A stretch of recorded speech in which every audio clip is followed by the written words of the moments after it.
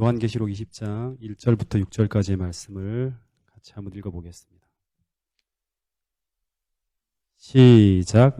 또 내가 보매 천사가 무저갱의 열쇠와 큰 쇠사슬을 그의 손에 가지고 하늘로부터 내려와서 용을 잡으니 곧 옛 뱀이요 마귀요 사탄이라. 잡아서 1000년 동안 결박하여 무저갱에 던져 넣어 잠그고 그 위에 임봉하여 1000년이 차도록 다시는 만국을 미혹하지 못하게 하였는데 그 후에는 반드시 잠깐 노일이라. 또 내가 보좌들을 보니 거기에 앉은 자들이 있어 심판하는 권세를 받았더라. 또 내가 보니 예수를 증언함과 하나님의 말씀 때문에 목 베임을 당한 자들의 영혼들과 또 짐승과 그의 우상에게 경배하지 아니하고 그들의 이마와 손에 그의 표를 받지 아니한 자들이 살아서 그리스도와 더불어 1000년 동안 왕노릇하니 그 나머지 죽은 자들은 그 1000년이 차기까지 살지 못하더라. 이는 첫째 부활이라. 이 첫째 부활에 참여하는 자들은 복이 있고 거룩하도다. 둘째 사망이 그들을 다스리는 권세가 없고 도리어 그들이 하나님과 그리스도의 제사장이 되어 1000년 동안 그리스도와 더불어 왕노릇하리라. 예, 여기 보면 이제 예수님이 재림하실 때 벌어질 일들이 쭉 나열이 됩니다. 그 첫 번째 일어나는 것이 계시록 19장 11절부터 진행되어지는 먼저 어떤 일이 벌어지죠? 주님이 재림할 때 악인들의 죽음이 먼저 있죠. 그죠?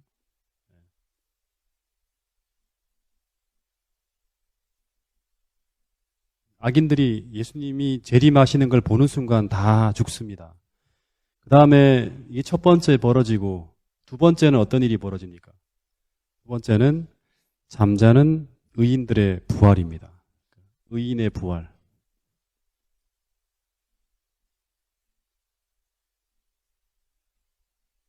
이게 재림 시에 일어나는 가장 감격스러운 이벤트가 바로 이 의인들의 부활입니다. 여러분, 정말 죽음으로 말미암아 헤어졌던 분들을 주님 재림하시는 그날에 만날 수 있을까요? 그 신계훈 목사님, 그리고 작년에 돌아가셨던 김정기 목사님, 그리고 우리 김문순 집사님의 그 그리워하는 김인기 집사님, 그분들을 우리가 예수님 재림하는 그날에 정말 볼 수 있을까요? 이 소리가 약해. 네. 우리가 지난주에 배웠죠. 예수님의 이름이 뭐라고요? 예수님의 이름이 충신과 진실이라 했잖아요. 충신과 진실. 다시 말하면 한 번 약속하신 것은 목숨을 바쳐서라도 지키시는 분이라는 뜻이에요. 근데 그분께서 말씀하시기를 요한복음 6장 40절에 내 아버지의 뜻은 아들을 보고 믿는 자마다 영생을 얻는 것이니 마지막 날에 내가 이를 어떻게 하리라? 다시 살리리라. 그리고 데살로니가 전서 4장 16절에 보면 주께서 호량과 천사장의 소리와 하나님의 나팔로 친히 하늘로 쫓아 강림하시리니 강림하실 때 어떤 일이 벌어진다? 그리스도 안에서 죽은 자들이 먼저 일어나는 거예요. 다시 말하면 제일 먼저 하시는 일이 악인들은 그냥 죽는 거고요. 그 다음에 주님께서 제일 먼저 하시는 일이 바로 뭐냐 그러면 그리스도 안에서 죽은 자들을 먼저 일어나고 일으킨다는 거예요. 주님이 재림하실 때 그리스도 안에서 죽은 자들이 먼저 일어나는데 이 부활을 무슨 부활이라 그런다? 계시록에서는 첫째 부활이라 그럽니다. 이 첫째 부활에 참여하는 자들이 복이 있다 그런 거예요. 의인의 부활을 첫째 부활이라 그러는 거예요. 첫째 부활이 있다는 건 무슨 부활도 있다? 둘째 부활도 있다는 거죠. 둘째 부활.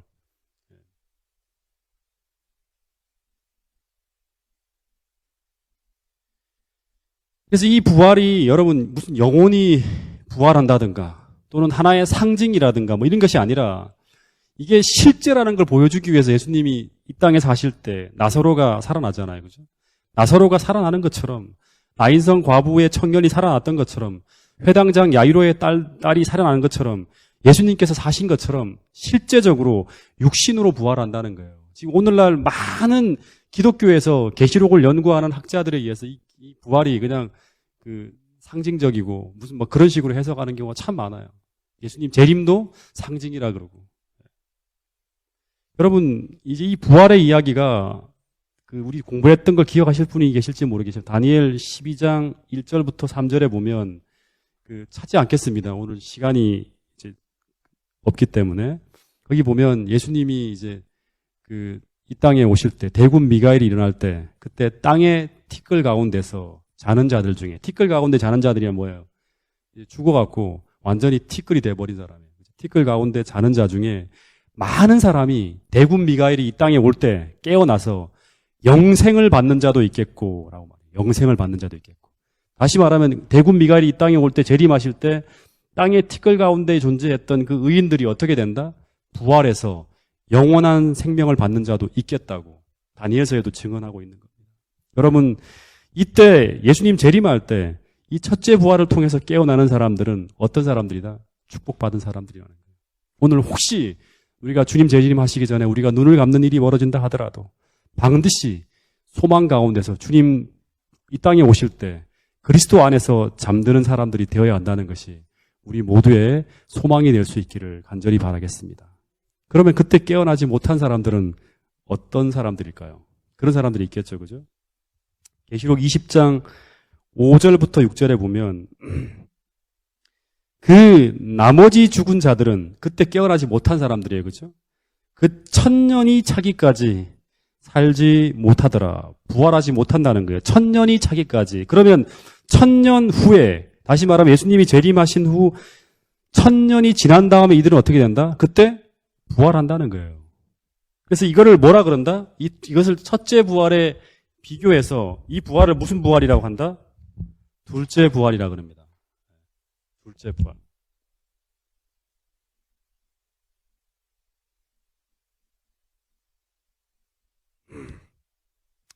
이 둘째 부활은 그럼 무슨 부활일까요? 이게 첫 번째 부활이 의인의 부활이면 둘째 부활은 무슨 부활이다 그러면?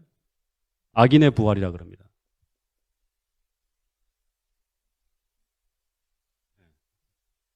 성경에는 두 가지의 부활이 있어요. 개신교에서 많은 교회는 이 악인의 부활을 잘 설명하지 않아요.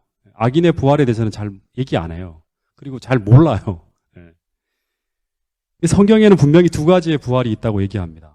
첫 번째 부활은 의인의 부활이라 그러고 두 번째 부활은 악인의 부활이라 하고, 이 의인의 부활을 요한복음 5장 39절에서는 무슨 부활이라 하냐고 하면 생명의 부활이라 그럽니다. 다 같은 용어예요. 생명의 부활이라 그러고, 그리고 악인의 부활은 그럼 무슨 부활일까요? 이게 생명의 부활이면 심판의 부활이라 그럽니다. 그러니까 계속 부활을 두 가지로 설명하고 있어요. 요한복음 5장 39절에 보면. 근데 왜 심판의 부활인가 하면 이 둘째 부활은 우리가 심판을 받고 영원한 소멸을 당하기 위해서, 다시 말하면 둘째 사망을 당하기 위해서 잠깐 부활하는 것이기 때문에 심판의 부활이라는 거예요. 다시 얘기할게요. 성경에는 두 가지 부활이 있습니다. 하나는 영원한 생명을 얻기 위해 부활하는 생명의 부활이 있고, 또 하나의 부활은 심판받고 영원히 소멸하기 위해 부활하는 무슨 부활이 있다? 심판의 부활이 있다는 거예요. 제가 기독교에서는요, 최고의 하이라이트가 이 부활이에요. 재림이 왜 그렇게 우리에게 고대하는가 하면요, 이 재림의 순간 우리가 영원한 생명을 얻는 것도 참 기쁜 일이지만 또 한편으로는 뭐예요? 사랑하는 사람들이 다 이별하잖아요. 죽음을 통해서, 그죠? 그 사랑하는 사람을 다시 만날 수 있는 그날이 바로 무슨 날이다? 주님이 재림하시는 날이기 때문에 이 부활의 소망이 모든 그리스도인이 간절하게 소망하는 그런 이제 소망의 날이에요. 저도 이 부활의 소망을 그렇게 간절하게 그리워하던 때가 있었어요. 그것은 바로 이 땅에서 가장 슬픈 장례식을 볼 때예요. 한 번은 동네에서 어린아이가 죽은 이제 장례식에 참여한 적이 있는데, 최근에도 우리 재림교회에서 누구예요? 유지선인가 하는 애가 재림연설에서 죽었잖아요. 참 그 부모님의 마음이 너무너무 이제 그 아이와 이별하는 게 안타까워서 힘들어하는 그런 이제 장면을 우리가 본 적이 있는데, 근데 이 어린아이가 죽어갖고 이제 장례식을 하는데 이 아이로 인해서 오열하는 그 부모의 모습은 차마 눈뜨고 볼 수가 없어요. 그 예쁜 아이가 잠들었는데 다시 깨울 수가 없는 거예요. 죽음이라는 두꺼운 철문에 잠겨져 있는 거예요. 그 아이를 꺼내달라고 엄마가 입관하는데 막 뚜껑을 열으라고 막 소리하면서 통곡을 하는 거예요. 제발 좀 살려달라고 하는 이 부모의 부르짖음이 있지만 그 죽음이라는 곳에 잠겨지게 되면 다시 나올 수가 없는 거예요. 저도 태어나서 가장 아프고 슬픈 날을 맞이한 적이 있는데요. 그것은 바로 제가 25살에 우리 아버지를 입관하던 때였어요. 분명히 얼굴은 주무시는 얼굴인데 아무리 어머니가 그 옆에서 아버지를 붙들고 울면서 일어나라고 흔들고 깨워도 이 죽음의 열쇠로 채워진 아버지의 의식은 깨어나지 않는 거예요. 여러분, 근데 복음은 그 사랑하는 자식을, 부모를, 가족을, 친구를 꺼낼 수 있는 그 열쇠를 가지고 있는 분이 계시다고 성경은 얘기하는 거예요. 그분이 바로 누구다? 예수 그리스도라고. 요한계시록 1장 18절에 보면 내가 음부와 사망의 열쇠를 가지고 있는데, 그런데 바로 그분이 당신께서 재림하시는 날, 바로 그분이 그 열쇠를 가지고 그 모든 무덤 문을 다 열어 제낀다고 말씀하시는 것이 바로 이 계시록에서 말하는 그 엄청난 이 복음이에요. 여러분, 그래서 요한복음 11장 25절에도 보면 나는 부활이요 생명이니 나를 믿는 자는 어떻게도 살겠고 죽어도 살겠고 합니다. 사람이 아무리 우리 이 땅에서 죽음이라는 것을 통해서 이별한다 하더라도 주님께서는 반드시 그 사람을 다시 살려냄으로 말미암아 소망을 가지고 우리가 그렇게 이별할 수 있도록 하나님께서 해주신다는 거예요. 요한계시록 1장 18절에 내가 전에 죽었었노라 볼지어다 이제 세세토록 살아있어 사망과 음부의 열쇠를 가졌노라. 여러분, 이 부활의 기별은 요한계시록의 중심 기별 중에 하나요. 중심 복음 중에 하나요. 우리가 언제 일어나는지, 어떻게 일어나는지 그 모든 것을 세세하게 설명해주고 있다는 거예요. 여러분, 이 사실을 믿음으로 말미암아 죽음도 두려워하지 않는 여러분과 제가 될 수 있기를 간절히 바라겠습니다. 그러면 이때 이 죽은 자들이 첫째 부활을 통해 일어나고, 그러면 주님 오시는 날 죽지 않고 있는 살아있는 의인들은 어떻게 될까요? 죽지 않고 살아있는 의인들은 이제 죽은 자들이 이제 탁 무덤 문에서 일어나요. 천사들이 날아가서 그 사람들을 다 깨워요. 그리고 이제 예수님이 계신 그 구름 위로 다 올라가겠죠, 그죠? 살아있는 의인들은 어떻게 될까요? 성경에 나와 있는 대로 한번 얘기해 보세요. 성경에 나와 있는 대로. 데살로니가전서 4장 16절 17절에 보면 그 후에 우리 살아남은 자도 저희와 함께, 저희는 누구냐? 그리스도 안에서 죽은 자들이에요. 그들과 함께 어디로? 구름 속으로 끌어올려 공중에서 주를 영접하게 하시리니. 주님과 함께 만나면 그리하여 우리가 이 산자와 죽은 자가 함께 모여서 항상 주와 함께 있으리라는 것이 데살로니가전서 4장 16절 17절의 이야기입니다. 그래서 이 살아있는 의인들과 부활한 의인들이 모두 구름 위로 쫙 다 올라오게 되면 아마 수천만 명이 되겠죠, 그죠? 수천만 명, 하여튼 억 단위가 넘어갈지도 모르겠어요. 많은 사람들이 다 올라와서 이 구름 수레를 다 타게 되면, 그럼 우리는 이제 우주 여행을 시작합니다. 그 기간이 얼마쯤 될까요? 예? 그 기간이 얼마쯤 될까요? 예? 생생하게 그려보세요, 머릿속에. 엘렌 화이트는 이 하늘로 가는 이 모든 것들을 실제처럼 머릿속에 그리라 그랬어요. 7일간, 초기 문집의 기록에 의하면 7일간 여행을 한다 그럽니다. 다시 말해서 빛으로 가도 수천만 년이 걸릴 그 거리를 단 7일 만에 가는 일이 벌어지는데, 이때부터는 상상을 초월한 일들이 벌어집니다. 구름 속으로 끌어올려지는 순간 우리는 어떻게 되냐? 우리의 몸은 다 변화되어집니다. 우리 이정희 집사님의 그 모습은 옛날에 그 예쁜 드레스가 어울리는 그 젊은 날의 모습으로 싹 바뀌어요. 그래서 이때부터는 그동안 죄로 말미암아 쇠퇴되어졌던 것들이 다 회복되어지고, 죄로 말미암아 닫혀지고 제한되어졌던 우리 몸의 모든 기능이 다 열리고 다 확장되어져요. 이 지능도 100단위 이 정도밖에 안 되는 게 아니라 옛날에 아담과 하와 때 그 지력으로 다 회복되어져요. 다 회복되어지고 다 능력이 확장되어지고 활용되어지면서 그동안 보지 못했던 놀라운 일들을 이제 우리가 보게 된다는 겁니다. 놀라운 일들이 벌어지게 되는 거예요. 그러면서 그동안 듣지 못했던 것, 이해하지 못했던 그 무수한 일들이 벌어지고 보여지고 들려지고 깨달아지는 일들이 바로 그때부터 이제 제대로 살아가는 거예요. 그동안은 죄로 말미암아 제대로 산 적이 한 번도 없잖아요. 그죠? 에덴 동산에서 우리가 원래 가졌던 그 기능을 다 회복함으로 말미암아 놀라운 경험을 하게 된다는 것이 성경의 이야기입니다. 어쨌든 그래서 살아있는 의인들과 죽은 의인들이 이제 이 지옥 같은 지구로부터 탈출해서 구름 위로 끌어올려서 우주를 여행해서 하늘나라로 들어가게 됩니다. 그러면 지구에 남아있는 악인들은 어떻게 되죠?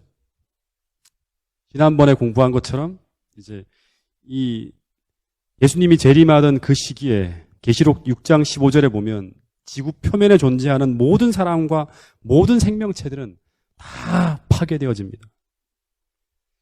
여러분 한번 상상해 보세요. 이 지구에 생명이 존재하지 않는다. 이 지구가 지구 역사 이래 처음으로 사람이 살지 않는 별이 돼요. 그러니까 건물 더미마다 불타버린 흔적들, 다 널려있는 짐승의 사체와 사람의 시체들, 온갖 처참한 결과들이 지구에 그대로 다 뒤덮여 있는 거예요. 근데 오직 여기에 딱 한 존재만이 살아 존재하게 됩니다. 이게 바로 누구죠? 이 지구에 생명체가 존재하지 않는 그곳에 딱 한 존재만 이제 존재하게 돼요. 누구예요? 네? 바로 사탄이 그 아무도 살지 않는 곳에 딱 하나 존재하는.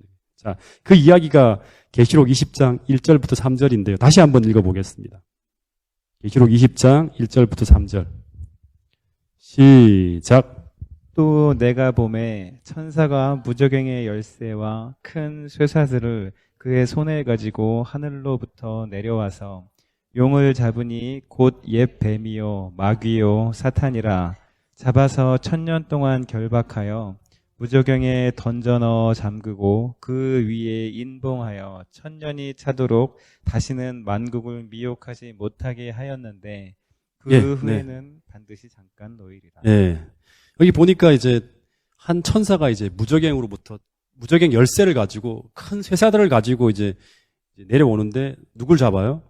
용을 잡죠. 용을 잡아서 1000년 동안 결박하여서 무저갱에 가두어 둔다고 하는데 이 무저갱이 바로 어디예요? 지구라는 곳이에요. 여러분 왜 하나님이 여기서 사단을 죽이지 않고 1000년 동안 가두어 두실까요? 다 끝났잖아요. 하늘로 올라가고 다 악인들은 다 사라지고 했는데 왜 이 사단을 1000년 동안 가두어 두실까요? 바로 죽이지 않고. 네? 무엇을 우리에게 보여주려고 하시는 것일까요? 생각해 보세요. 네? 네? 네. 이 1000년의 시간 동안 더 이상 죄를 저지를 수 없는 곳에서 이 사단이 홀로 갇혀갖고 있는 거예요. 자신의 잘못을 이렇게 되씹어 보게 생각하겠죠, 그죠? 생각하고 깊이 뉘우칠까요? 어떻게인지 모르겠지만 하여튼 간에 이 1000년 동안 사단이 여기 혼자 갇혀서 지나온 세월들을 계속 회고하면서 보내게 되는 거예요. 1000년이 지나고 난 다음에 사단이 어떤 모습으로 바뀔까요? 회개하고 뉘우치면서 변화를 받을까요?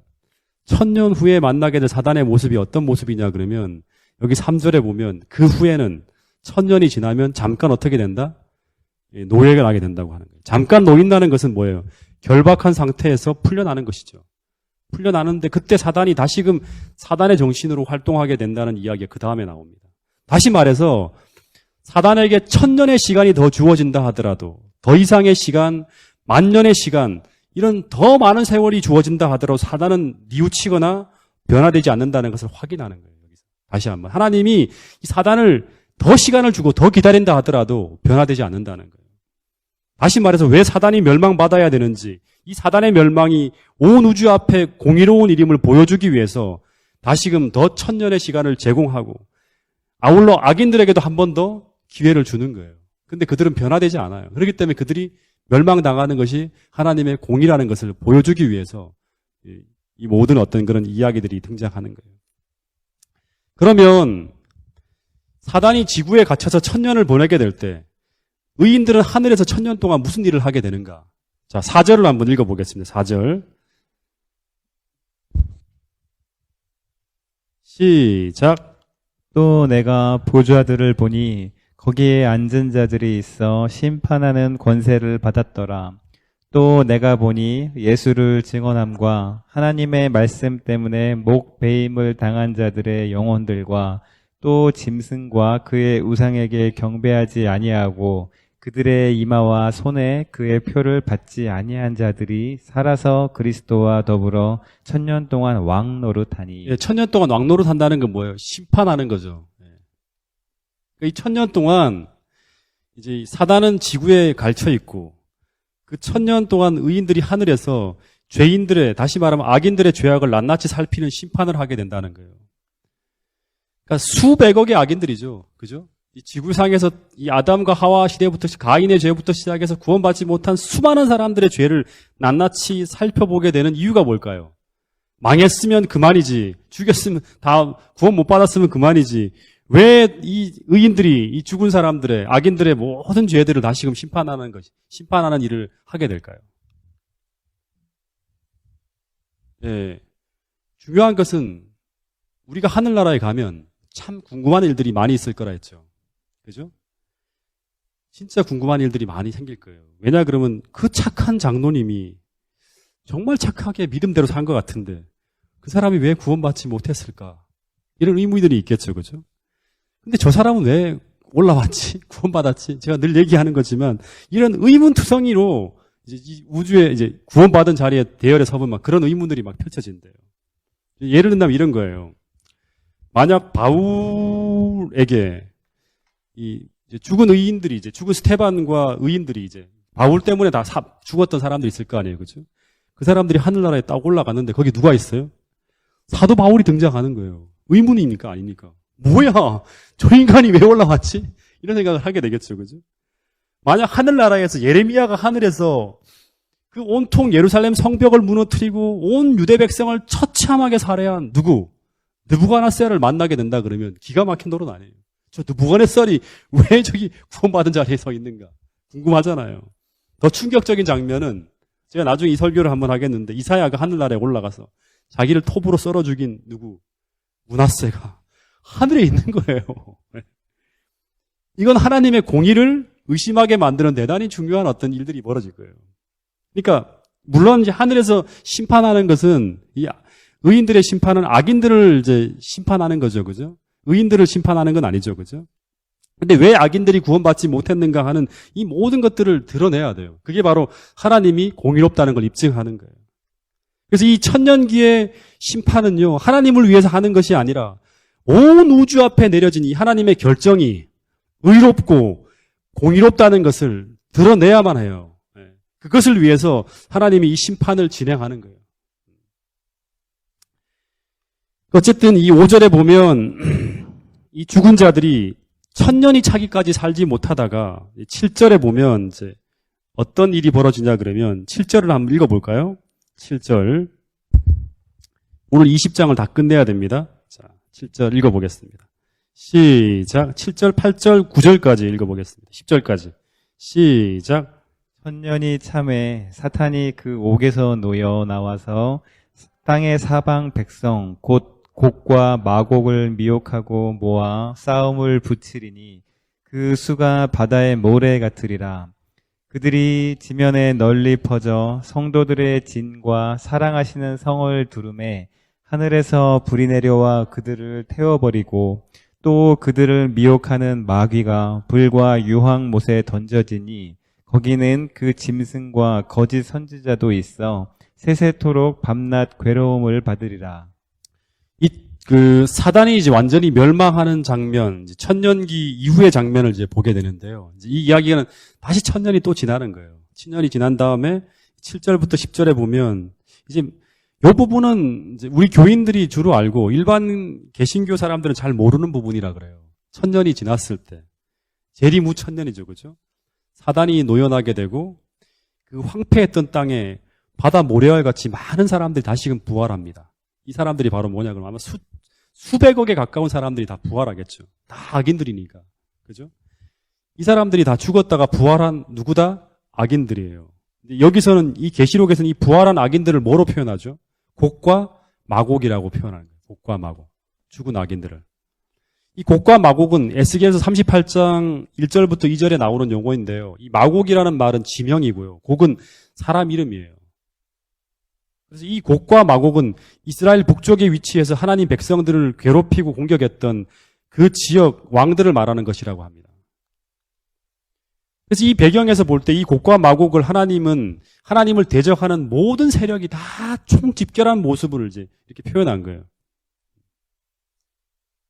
근데 이들 앞에서 이제 곡과 마곡처럼 이제 사단과 모든 악인들이 수백억이 이제 쫙 부활해서 이 사람들이 탁 부활해 서 있는데 거기 앞에 어떤 장면이 펼쳐지는가 하면 하나님의 진, 곧 새 예루살렘 도성이 이제 하늘에서부터 시작해서 내려오는 거예요. 다시 말하면 어떻게 되냐 그러면 이 하늘에 있는 하나님의 하늘 도성이 이 하늘에서 1000년이 지난 다음에 이 하늘나라가 어디로 내려오는 거예요? 지구로 내려오는 거예요. 그래서 지구가 뭐가 되는 거예요? 온 우주의 중심이 되는 거예요.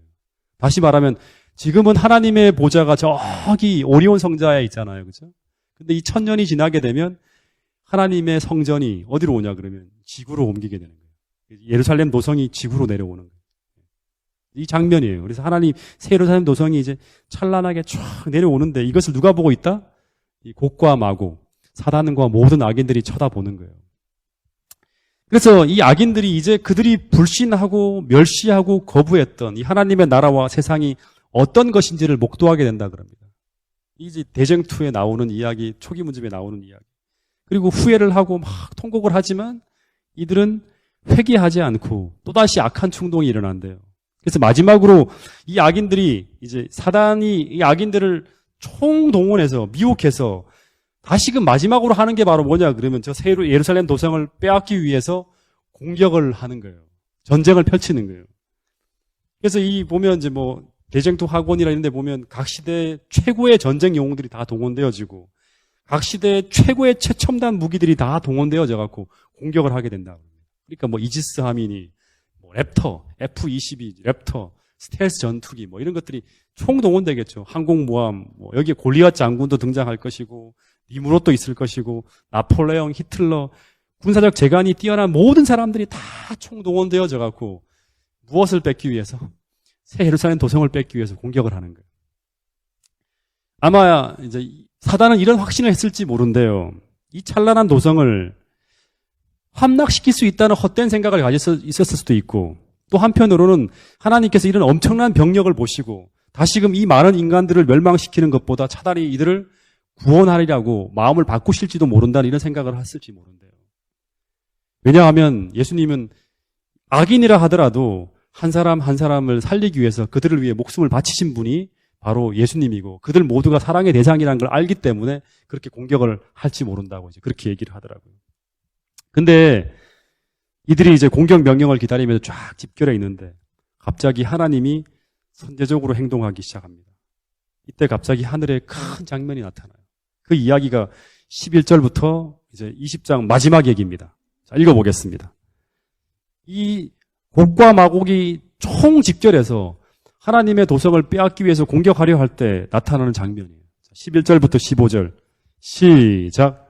또 내가 크고 흰 보좌와 그 위에 앉으신 이를 보니 땅과 하늘이 그 앞에서 피하여 간데 없더라. 또 내가 보니 죽은 자들이 큰 자나 작은 자나 그 보좌 앞에 서 있는데 책들이 펴 있고 또 다른 책이 펴졌으니 곧 생명책이라. 죽은 자들이 자기 행위를 따라 책들에 기록된 대로 심판을 받으니 바다가 그 가운데에서 죽은 자들을 내주고 또 사망과 음부도 그 가운데에서 죽은 자들을 내주매 각 사람이 자기의 행위대로 심판을 받고 사망과 음부도 불못에 던져지니 이것은 둘째 사망 곧 불못이라. 누구든지 생명책에 기록되지 못한 자는 불못에 던져지더라. 예, 이 내용 속에 이제 어떤 스토리가 나오냐 그러면 이제 총 집결해 있죠. 모든 악인들이 수백억에 가까운 사람들이 쫙 집결해 있는데 갑자기 하늘에서 큰 장면이 펼쳐지면서 그들의 모든 잘못과 은밀한 모든 죄들이 낱낱이 쫙 공개되면서 하나님이 그들을 위해서 그동안 그 죄인들을 구원하기 위해서 어떻게 그들을 다루어 오셨는지에 대한 모든 것이 공개된대요. 그러니까 사단이 죄악을 품기 전, 다시 말하면 사단이 되기 전에 그 모습부터 시작해서 그가 행한 모든 잘못과 그리고 하나님이 그 오랫동안 참아오신 모든 것들이 다 펼쳐지는 거예요. 사단뿐만 아니라 모든 사람들의 행동들이, 잘못들이 다 펼쳐진다는 거예요. 그들을 구원하기 위해 이 이상 할 수 없을 만큼 최선을 다하신 하나님의 사랑과 자비가 다 나타나는 거예요. 그러면서 그 모든 것을 다 본 후에 이제 어떤 일이 벌어지냐 그러면 이 수백억의 사람들이 대성통곡이 이제 막 울려 퍼지는 거예요. 그래서 울면서 하는 얘기가 뭐냐 그러면 하나님이 행하신 모든 일들이 다 어떻다? 정당하고 참되다는 것을 선언하게 됩니다. 하나님의 그 공의로우심을 모든 이제 이 악인들이 다 선포하게 되는 거예요. 그러면서 이제 자신이 죽는 것이 너무나 공의롭다는 것을 이 죄인들이 다 인정하게 돼요. 제가 이 장면이 정말 가슴 뭉클하더라고요. 죄의 집행에 있어서 하나님이 그들을 영원히 창조 이전으로 돌리는 이 부분에 있어서도 그 악인까지 다 공의로우신 하나님을 인정하게 하신 후에 죄를 집행하시는 그 하나님의 모습을 보는 거예요. 그 악인들까지도 하나님이 이렇게 우리를 처리하는 것이 합당하다는 것을 인정하게끔 만드는 거예요. 하나님의 공의로를. 다시 말해서 온 우주 앞에 하나님이 이토록 명명백백히 공의롭고 정의로우신 분이심이 공개되면서 그러면서 어떤 일이 펼쳐지냐 그러면 더 이상 죄가 존재하지 않는 그러한 이제 세상이 만들어지는 거예요. 죄가 완전히 도말되어지는 이제 세상이 되는 거예요. 더 이상의 반역이 나타나지 않는. 다시 말하면 의심이 다 사라지는 거예요. 하나님이 왜 저렇게 했지? 하나님이 정말 불의한 분이 아닐까? 이런 생각들이 다 사라지는 거예요. 온 우주 앞에 하나님이 심판받으실 때, 재판받으실 때 의롭다함을 인정하게 되는 거예요. 악인들조차도 우리가 이렇게 죽는 것이 합당하다고 인정하게 만드는 것이 마지막 최후의 심판이에요. 그리고 난 후에 하늘에서 불이 쫙 내려오는데 이 불이 그냥 불이 아니라 이 세상의 모든 죄의 흔적들을 싹 태우는 불이 내려오는 거예요. 이 마지막 날에 악인을 태우는 이 불은 지구상에 존재하는 모든 죄의 흔적을 다 지우는, 정결케 만드는 그런 불이 내려오는 거예요. 이 불에 의해서 악인들은 완전히 소멸되어지고 지구는 정결케 되어지고 그 위에 뭐가 내려온다? 하나님의 이제 새 예루살렘 도성이 완전히 지구로 쫙 내려오는 그런 상황이 벌어지는 거예요. 그러면서 온 우주에는 더 이상 죄가 존재하지 않는 창세기 1장, 2장의 그 장면으로 다시금 돌아가는 그 이야기가 바로 뭐냐 그러면 계시록 21장과 22장의 얘기예요. 창세기 1장, 2장이 죄가 존재하지 않는 세상이 되었던 것처럼 창세기 3장부터 죄가 들어왔던 것처럼 계시록 20장에 이제 이 죄가 사라지고 소멸되어지고 죄의 존재의 근원이 다 사라지고 난 후에 그 다음에 펼쳐지는 계시록 21장, 22장이 다 뭐예요? 이제 바로 회복되어진 복락원. 다시금 에덴의 그 모습으로 회복되어지는 그 세상이 쫙 펼쳐지는 게 21장, 22장입니다. 여러분, 오늘 우리가 주님이 이 땅에 재림하시는 그날, 우리 모두가 정말 의아한 대상이 아니라 우리의 속과 겉이, 다시 말하면 우리가 고백한 대로 우리가 진짜 진실한 믿음을 가지고 이제 앞에서 주님을 예배하고 이 마지막 순간까지 하나님께서 우리를 구원하시는 것이 합당하다고 선언할 수 있는 그런 믿음의 삶을 꼭 살게 되기를 간절히 바라겠습니다. 마지막 때 이 사람의 죽음이 마땅하다고 공개하는 그 대열에 서는 것이 아니라 오늘 우리가 지금 이 귀한 자리에 서 있는 우리 자신이 믿음이 흔들리지 않고 끝까지 우리가 하늘 그 낙원을 다시금 회복하는 이 순례길에 단 한 분도 낙오되지 않는 여러분과 저가 되기를 간절히 바라면서 오늘 말씀을 줄이도록 하겠습니다.